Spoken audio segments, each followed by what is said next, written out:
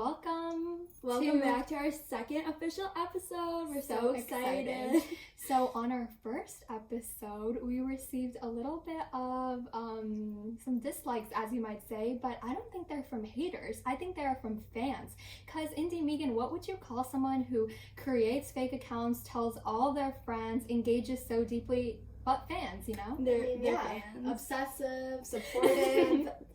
Just fans. So we would just like to give a special shout out to our fans who are definitely watching this, and just know that the dislikes, you can do that, the comments, you can do that, just don't stop watching.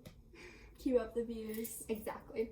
But that moves us to what we're talking about today. So in our last episode, we talked about like the Matrix and like that connects to aliens. So I thought, why don't we just bring it back home and like bring it to the earth and talk about supernatural and like other beings, but on this earth. I'm really scared because I don't with that at all. Like, I hate talking about ghosts. I hate scary things. So honestly, I hate scary things too. Like, I got scared at the end of Harry Potter and the Deathly Hallows, so I don't know why, but I feel like there's just like some call of like things that you're scared about that you want to learn more about. I agree. I feel like we're like attracted to what we're scared of. Like, we're obsessed with. So maybe like our fans are obsessed. Are you no, they're scared of us? They're Scared scared of us, maybe. Yeah, I mean, I would be too. I'm pretty scared.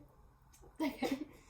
But yeah, so I think we can get right ahead into it. And yeah, I'm like looking down. It's not because I'm distracted, it's because I have notes. I'm distracted. But let's get right into it. What are you guys' opinions on vampires? I definitely don't believe in them. I think it was kind of like maybe a myth that got stretched a little bit too far. And yeah. My only thing is, like, I obviously don't believe in them, but, like, how did it become so popular? Like, why is this idea so talked about? Let me explain. So, actually, that's, like, what I want to begin. We're going to go from things that are, like, not that believable to things that I genuinely do believe in.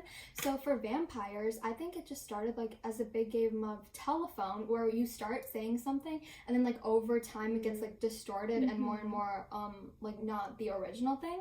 So, for example, I think vampires probably started with cannibals in Europe, and like from crazy people such as Vlad the Impaler, who would used to like impale people and like drink their blood, or Countess Elizabeth Bethony, who used to like bathe in like the blood of like her like chambermaids, some weird stuff. To get her skin more rejuvenated or something like that. Meighan, don't you do that?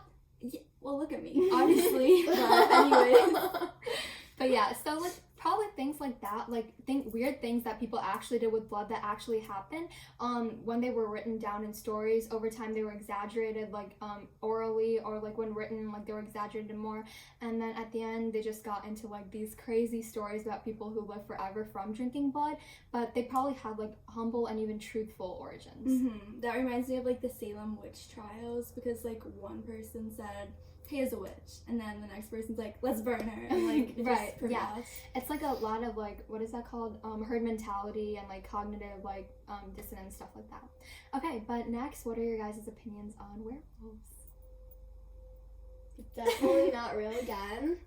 Yeah, I just don't see that as possible, because I mean, I disagree with you, Indy. Oh, like, vampires are fake, but werewolves are 100% you can't real. convince Like, me come otherwise. But yeah, I think werewolves probably started with the same thing. Honestly, this is maybe like weird, but I think maybe some extra hairy person was like one day eating like some crops at like some farm, and then like they were just like thought it was like a half man, half wolf, and then over time like the stories got exaggerated and things like that. And also maybe it was like someone with a disability, like a hunchback, or like they were just like a bigger size person, and honestly like things that were rooted in truth, but like with a little bit of confusion and over time exaggeration, they led to werewolves as we know them today.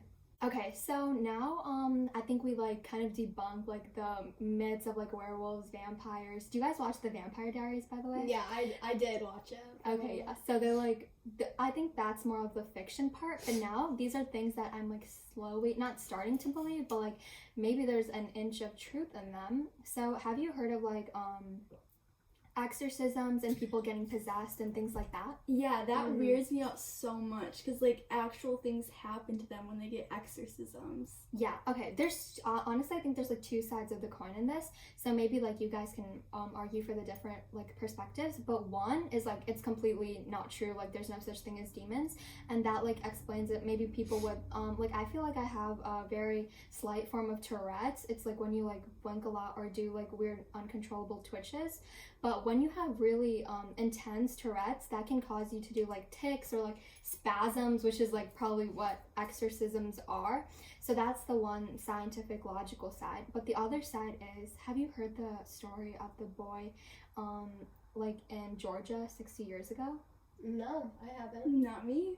Okay, this is honestly might be scary, but like he was like a completely normal boy, but then like when they went on a trip somewhere, I don't remember where, but he came back and like he had like superhuman strength and he was able to fight off like his fully grown parents and like slam the door and like pick up furniture, and it was pretty crazy. Is that true? I like think, but yeah, I don't know. But remember the point that you FaceTime me about where you were talking about like moms and like their supernatural strength? Do you want to explain that? Yeah, so like I know when babies, like mothers' children are in a lot of danger, the mom might have extra strength or like extra will to do something that maybe they usually couldn't do because of their baby in danger. So like maybe the Georgia boy was pregnant or something. Yeah, the problem. I mean, yeah. But yeah, that shows like that one is honestly a different like concerning to me because I've heard like lots of exorcism stories, and honestly I think that might be true. So yeah, what do you guys think about that? Yeah, but also after the exorcism, wasn't he completely normal again? Yeah. The Georgia boy, after So- the exorcism, he was completely normal and he didn't have that strength. Okay, But then again, that's like the convincing. But Yeah, like then that is again, the convincing. moms, after their baby's out of danger, they're completely normal as well, and they have regular strength. So it's just like is confusing. But yeah, I think there's lots of gray area, and honestly, both sound pretty accurate. For that, I was thinking maybe he was really upset at his parents or something in the moment, and that made him react that way, but maybe not all the time he had that strength. For sure. Okay, now this one is honestly quite convincing, and I do believe in it like fully. And it's like the idea of haunted places or haunted areas. So let me do a little bit of explanation. First, I'll talk about like in the US and then internationally. But basically, in places where some type of great trauma or great like negativity occurred, there's like a feeling of despair and trauma in the air. Are you good? Did you get possessed? Yeah. But basically, like for example, in like the old South, the plantations. Did you hear that one? Like in the plantation in Louisiana, like nooses and stuff started to actually like knit themselves, like grow into the trees. Oh my gosh. I never heard that. That's Like really I think crazy. that shows like there's so much bad energy in the places, and like in Native American burial grounds, like in like New Mexico and that kind of area out west, like some of the construction projects are derailed because the sand just keeps falling through. So I think like places with like dark history. yeah, and I think this is my personal explanation, like you can disagree or have a different explanation, but I think like as one of Newton's laws were, like energy cannot be created or destroyed. So in those places where like souls have been like tortured for like periods of time and like great injustices, that energy, when the souls died, like when the slaves died or whatever, it was released, but not like it was released into the earth, so the earth had to absorb that energy, and that's like haunting, but it's just really the manifestation of the energy. What do you guys think? I mean, that reminds me of the book we read in literature, Sing Unburied Sing. Wow, I thought I was the IB reference person. No, me, I'm like the best. So anyway, in the book there was what's his name? The little boy. Richie, I think Richie's soul. So he was like unjustly put in Parchment prison, which they like treat black people really poorly in, and he was like suffering in there, and then his death was really awful, and his soul couldn't rest because of like the trauma he went through. So that just reminds me of like how the negative energy like lasted and like didn't go away. So I don't know, I believe that a little bit. Yeah, I kind of believe it too, because once, I actually have a personal story about this. When I was much younger, in my hometown, like where I grew up, there was this restaurant that I just felt had a really haunted and scary like energy around it.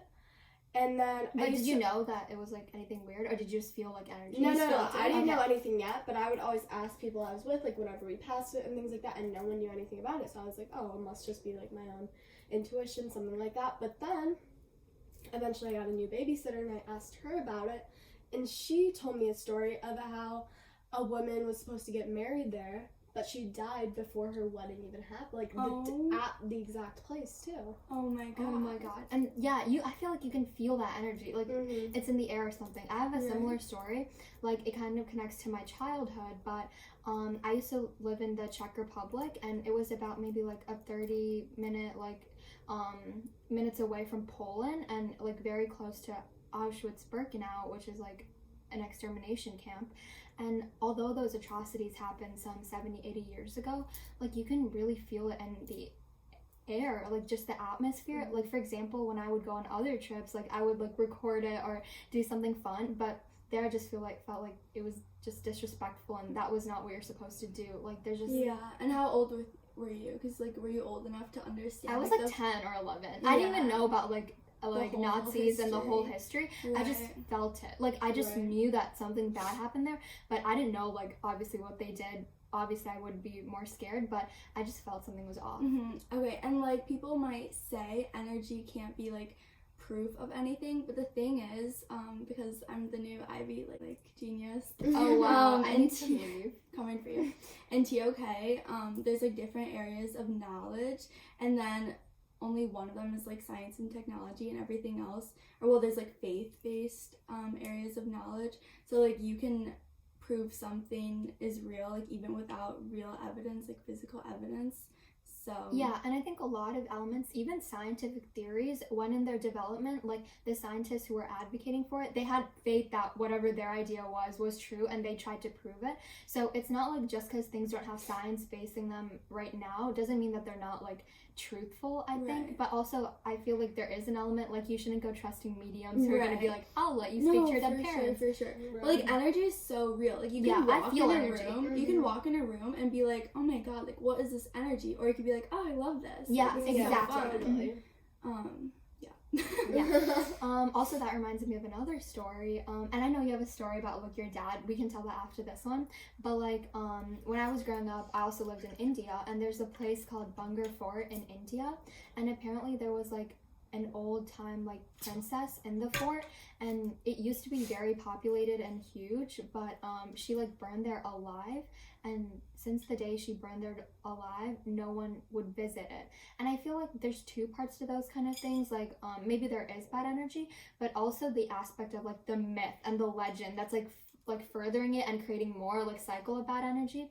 Like for example, I wanted to talk about like Bloody Mary or La Llorona, which is like in British and Mexican cultures respectively. Like although maybe there was some initial truth, people's like playground fears and like the development of their fears fester it more, you know? Right. Like Teya, remember, so freshman year Teya came to my house and we just had like an innocent Stranger Things themed Ouija board, and I didn't even know this, so we were playing it, and poor Teya was like so scared that she was upstairs in my kitchen hiding, and then she like called her mom to literally I would call my mom because I was so horrified. But I think that like shows these like scary things, if people didn't know that they were scary, I feel like a little bit of their like myth or like their like mystery is removed, and that creates less fear. And also I think that's why when you play with the Ouija board it moves, because like you're kind of like wanting it to move. You're like you don't like subconsciously you're moving it, but you don't really realize. And Indy and I were talking about this, like that's kind of why you're afraid of the dark. Like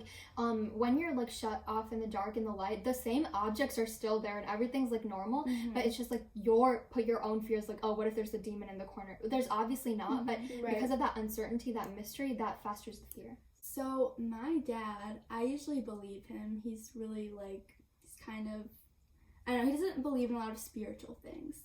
And one time he was in New Jersey in the middle of winter with my mom. They were walking on the beach at night. And if you know, like winter, New Jersey in the ocean, it's like pitch black. It's like, it gets dark. Super dark. And so they were just looking at the ocean in the pitch black. I don't know why. It's a little weird. I just thought about that. And then out of nowhere, this like even darker figure like even darker than the night, started like charging at them at a super fast pace. They didn't have time to say anything. They just like turned to each other and sprinted to their car without like hesitation. It was like the pregnant woman's strength. Like it was just like adrenaline that pushed them to the car.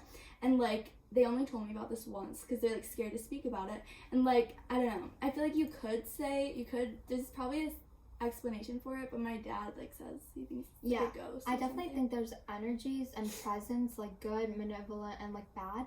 And like for example, like in Alcatraz prison, Cecil Hotel, like there's just too many like of these occurrences for them all to be coincidence. I think that there's definitely some presence in there. So what do you guys think about it now? Do you think that haunted places are somewhat true? Oh, I definitely think haunted places are real. Yeah. Not haunted in the way like, oh, there's a ghost in the closet, but like haunted as in there's negative energy. Yeah, energy I think is real. Okay. Now this is something I personally do believe in, and people probably think I'm crazy, but let me explain. I do think ghosts are real. Like not in like the Casper the Ghost, like white club thing, not in that way, but like this is my explanation of it. Okay, yeah, I was like doing some research for this podcast into like various religious holy books, and religions have very different conceptualizations of the afterlife. In Christianity and Islam, it's very finite, like what you do in this life will influence your future, whereas in Buddhism and Hinduism it's more cyclical, like you can always move up and then you reach your eternal like place. But what all these religions had in common was some sort of like purgatory and middle ground. And that led me to believe like when there's some great injustice committed onto a soul, such as like a rape or a murder, and you don't get justice for it in this lifetime, like I think there's like something that compels you to put the universe at balance and get justice. Going back to Sing Unburied Sing, Richie, like he left only after he got justice. Yeah. So would you come back as a ghost if like some really heinous crime happened to you and like you had to get justice? I'm gonna come back as a ghost and come for no, I'm just kidding. But oh no, we should wear that probably because Meighan just said the name.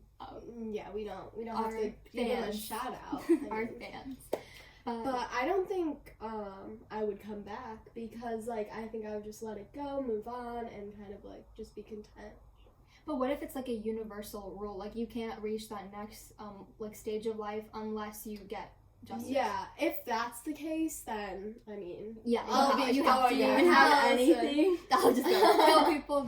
I don't think it's like revenge or vengeance. It's more like justice and equalizing. Right. Goosebumps. I mean, I kind of believe in karma for that. Like, I don't think it's my duty to fulfill that, but maybe like I can handle it for someone else. Like, help someone else who is like wrongly persecuted. Okay. So yeah, I think we basically explained a little bit about vampires, werewolves, exorcisms, possessions, ghosts, haunted places, and actually now we were not going to do this in the original podcast because this is our second try filming this, but now we just wanted to like give you guys a little treat. So I'm going to tell everyone a scary story that I think will definitely scare you guys. Everyone, so we got to the setup for the story and we're about to tell it now. So they've never heard it, and yeah, let's just see. And obviously you guys have never heard it, so yeah. Okay. So the setting was some 200 years ago in the year 1800 in rural United Kingdom, a couple miles north of London. So what was happening was there was one beautiful, enchanting maiden who was living with her two parents, and everything went perfectly. They had a huge house, beautiful gardens, and above all, a lovely dog with white, pristine fur that always followed the girl around wherever she went, and everything was great, or so she thought, because every few weeks or so, her parents would go on some mystery trip and stay for nights and only come back after the nights. And she would always ask, "Where'd you guys go?" But they never responded. Other than that though, she enjoyed her life. She was very smart and she loved spending time with her dog. But then one night, when her parents went on this trip, she was reading through the newspaper that she got delivered to her that morning, and it said, "Local serial killer on the loose." And this serial killer was not a normal serial killer, because instead of just simply killing his victims, he drank their blood and ate their bodies. So she was very scared. But remember the dog that I mentioned earlier? It's not a normal dog.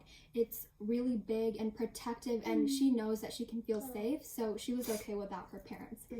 But she still was very afraid because there's a murderer on the loose, and she's a young girl living in the house. So on the first night of her parents' trip, she slept in the in their room, but she locked the doors because she wanted everything to be safe, and she and her dog were in the room. Everything was fine, and she woke up the next day and everything was fine. So she did it again on the second day. She didn't invite anyone over. She locked herself in her parents' room, and she fell asleep at around 9 p.m. But then at 10, something peculiar started to happen. She felt some weird rustling outside, and she definitely felt uneasy, but she thought maybe this is just the wind, and maybe it's just the leaves, and she thought nothing of it, and she thought she was being paranoid. So she fell asleep again. At 11, she woke up. She definitely can hear something in the house, maybe some rattling of pots and pans, but she has a huge house, so maybe it's just the creaking of the old floorboards and nothing to worry about. And every now and then she would reach and pet her beautiful white dog for assurance, and the dog would give a lick back, and that's how she knew she was safe and secure. And then at midnight, she heard some weird rustling, thought nothing of it, reached down, licked the dog, everything was fine. But then at 3 a.m., the witching hour, she heard an eerie drip, drip, drip. And she knew this time she wasn't imagining it. Something weird was definitely up. She was really scared, but this time she didn't go back to sleep. She petted her dog, let it lick her several times, but she sat in her bed awake, and she used her ears to listen, and she kept hearing the drip, drip, drip into the sink of her bathroom. So, at about 4 a.m., just past the witching hour, she went to investigate. She carried a little oil lamp, got her dog to lick her for good luck, and went down into the bathroom. And what she saw traumatized her. There, in the sink, was the intestines of her dead dog ripping and dripping into the sink. And she saw, in the mirror above the sink, 6 words. Humans can lick too, you know. Oh my gosh. She turns around and she sees the man from the newspaper, knife in his hand, mouth covered in blood, knowing that he was about to feast. The end. So, how'd you guys like the story? It was so scary. I'm definitely not gonna sleep for like a week. So he ate the dog. He ate the dog. He ate part of the dog, and now he's gonna kill and eat her. Wow. Just combines the cannibalism, the vampires. Yeah, that was a good red herring about the parents. Oh yeah, the parents. I like to throw that in there. Like, their parents are completely normal, but I just kind of suck. I know, yeah. Her parents suck. Yeah, I was thinking that maybe like the dad is a serial killer or something. Yeah. That's why I threw it. Like, where are her parents I thought it was going? the dog. But then I was like, yeah. But basically, what happens in the story is 3 a.m. the witching hour. It wasn't the dog looking at that point. Like, it was, you know. Yeah, that's pretty weird. That's so scary. Actually, when I heard it, it was my 5th grade teacher who told me that, and it literally traumatized me. Like, just teach English. Bro, like, do not scare me like that. That's Teach so English. mean. She needs to be fired. Yeah, like, do your job. But yeah. I overcome my fear yet. So Did you? I think I did, because I kind of feel content with the fact that I won't be creating any harm to anyone. At least, like, I don't have any intent to. So I won't really be haunted, I think, because I've been kind to most people and been feeling nice, and I haven't like done any mass murders or anything like that. So enslaved anyone. She's only like committed 2 Native American genocides instead of like the usual 4. Yeah, so I feel like I'm kind of in a good place. Spiritually and so you'd say like overcoming your fears is just to like just be confident and be like positive? Yeah, I think just be kind, and you probably won't have any hauntings or ghosts coming to get you. And don't investigate. If you hear some noise in the basement and you're like, ooh, let me investigate, just don't. Just go call the police. Because humans can lick too. But wait, the serial killer was already in their room. No, I think the serial killer was in the house. No, but it was looking her in. Oh yeah. Story, like she was dead. She was already dead. So like I feel like it was fine. Mm-hmm. So yeah, what is your like tips for safety, I guess, and like staying safe? Oh, if there's a murderer in there. Yeah. I've never really been in one of those situations, and I hope I never am. But personally, if it was, I'd probably just be hiding. Now they know. Weapons. Now they know that. Now they know your secrets. I don't have. That might not be what I do. Like if I'm really Oh, panicked, she's not giving her real if tip. I'm really panicked, I might just be. We can tell that. under We my can tell bed, that. but- Because what if one of our podcast fans comes to kill you? Oh, if they come to kill me, then I guess I'm dead. Like, there's nothing I'm gonna do. Like, maybe try to call the cops. I don't know. YouTube security. I don't really know. I was talking like a lot in this episode, but that's because I did their research. But for the next one, like one of them is going to be the knowledgeable ones who like teaches the other two, so it will be more equal, and we'll try to balance it out over the topics. Mm-hmm. So comment like what you want us to talk about next. Yep, like or dislike this video. Any engagement helps. As Thank long you as so you much. keep watching. Make those accounts. Keep making fake accounts. Just keep it rolling. Exactly. Okay, bye. Bye.